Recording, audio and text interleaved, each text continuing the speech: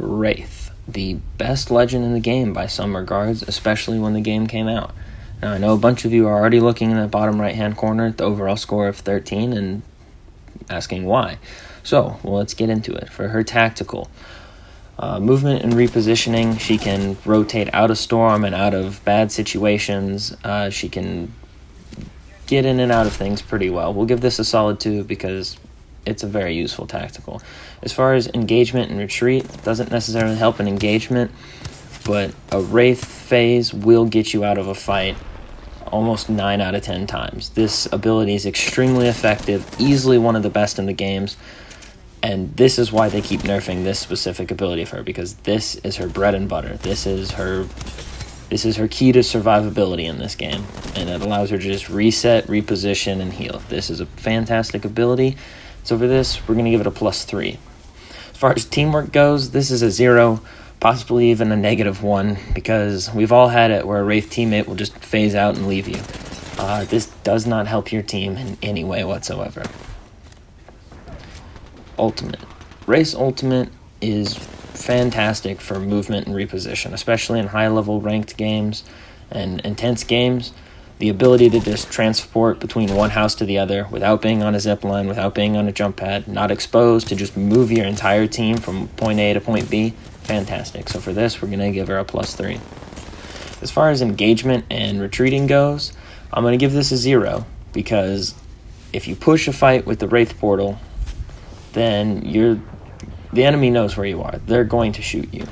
As far as retreating goes, most of the time they can just take the portal, and unless you're doing some advanced strategies or you're really working with your team, then they're not going to come through. This really won't help you with that fight.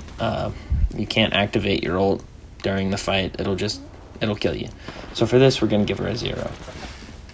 As far as teamwork goes, this ultimate's going to get a +3 because, again, this can transport your team back and forth, and the audible sound of an enemy taking it. This really helps your team just move around and get from point A to point B, and almost always works in your advantage. So for now, we'll give it a +3. Wraith's passive. As far as Wraith's passive goes, we're just going to give her a +1 for personal advantage, because knowing that somebody's aiming at you, it helps, but in most games you can generally tell where the enemy is. So it is used in those few moments, and it only gives you a slight advantage in my opinion, because the reaction time needed is usually just not applicable here. As far as teamwork goes, you can alert your team that there is an enemy looking at you, which is beneficial in some ways, so we can give her a +1 in the passive rank as well.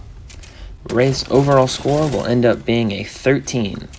Now, at a score of 13, this will put Wraith into the B category. She's a strong legend in pretty much all regards.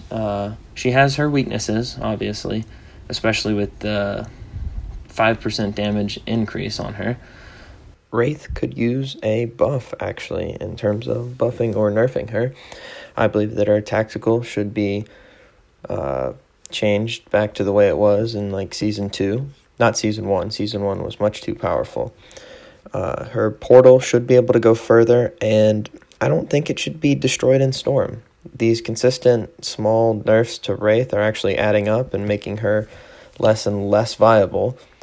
And personally, I think they should try to keep the legends the same and bring other legends up to that level, rather than taking away an ability that they've already had predetermined and set up, in most cases anyway. But she's a strong overall pick and has been since the beginning of the game. She's a good legend to pick. You'll see her in ranked and high-level tournaments. You'll see her everywhere, even in pubs. She's a good legend.